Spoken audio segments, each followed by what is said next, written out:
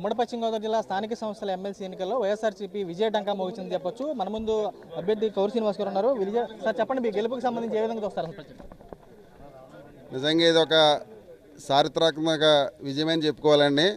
ఎందుకంటే ఈరోజు స్థానిక సంస్థల ఎన్నికల భాగంగా ఎమ్మెల్సీ ఎన్నికల్లో భాగంగా ఏదైతే వైఎస్ఆర్ కాంగ్రెస్ పార్టీకి సంబంధించి ఉమ్మడి పశ్చిమ గోదావరి జిల్లా ఉందో దానికి సంబంధించి వైఎస్ఆర్ కాంగ్రెస్ పార్టీకి సంబంధించి 888 ఓట్లుంటే ఈరోజు ఇద్దరు ఎమ్మెల్సీ అభ్యర్థులుగా ఉన్నాం. ఇద్దరు ఎమ్మెల్సీ అభ్యర్థులకు కూడా దాదాపు 941 కోట్లు ఈరోజు మాకు రావడం జరిగింది.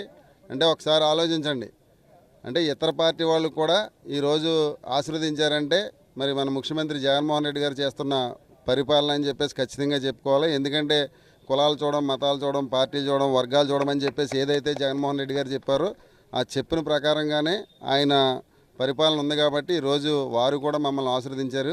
వారికి కూడా మేము ముఖ్యంగా మా వైఎస్ఆర్ కుటుంబ సభ్యులందరికీ ప్రత్యేకంగా మమ్మల్ని ఆదరించినటువంటి ఇతర పార్టీ వాళ్ళు కూడా నేను ప్రత్యేకమైన ధన్యవాదాలు తెలియజేసుకున్నాను. అంటే పార్టీ మ్యాండేట్తో రాకుండా స్వతంత్రులు ముసుగులో వచ్చినటువంటి వారికి చెంపపెట్టంటారు ఈ రిజల్ట్?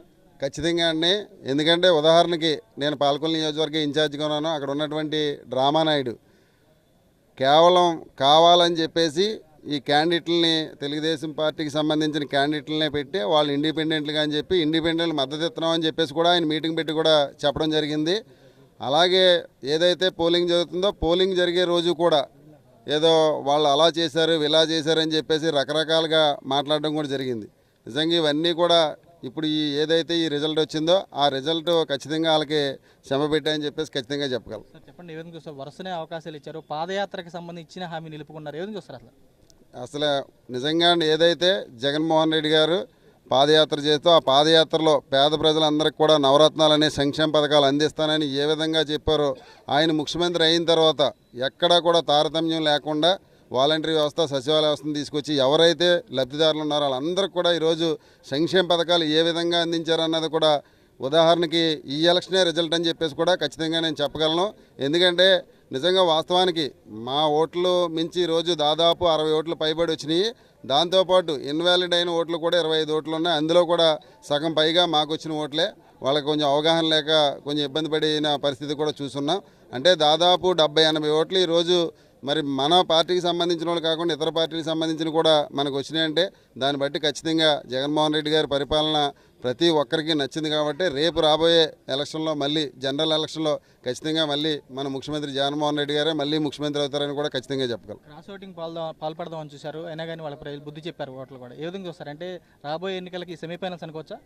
వాస్తవానికన్నీ రాజకీయ నాయకుల కన్నా తెలివైన వారు ఈ రాష్ట్రంలో ఉన్నటువంటి ప్రజలని ఖచ్చితంగా చెప్పుకోవాలి.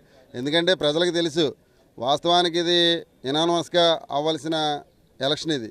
కానీ వాళ్ళ కుట్రపూరితంగా చేసిన పనికి ఈరోజు ప్రజలందరూ కూడా ఏ విధంగా బుద్ధి చెప్పారన్నది ఈ ఎలక్షన్ రిజల్ట్ అని చెప్పేసి కూడా ఖచ్చితంగా చెప్పగలం. చూడొచ్చు, కుర్సాలో కూడా పూర్తిగా క్రాస్ ఓటింగ్ పాల్పడి పూర్తిగా కూడా వైఎస్ఆర్ కాంగ్రెస్ పార్టీకి సంబంధించినటువంటి ఓటు చీల్దామని ప్రయత్నం చేసినా కానీ స్థానిక సంబంధించినటువంటి ఓటర్లు కూడా పూర్తిగా బుద్ధి చెప్పారు. పూర్తిగా ఇతర పార్టీ నేతలు కూడా తమకే పూర్తిగా మద్దతు ఇస్తూ ఓట్లేయడం కూడా తాము స్వాగతిస్తున్నాం. పూర్తిగా రానున్న ఎన్నికలకు కూడా అయితే సెమీఫైనల్గా భావిస్తున్నామని చెప్పని కౌరు శ్రీనివాస్ కూడా స్పష్టం చేసిన పరిస్థితి కనపడుతుంది. విజయ్ కుమార్ రాజు, సాక్షి, ఏలూరు జిల్లా నుంచి.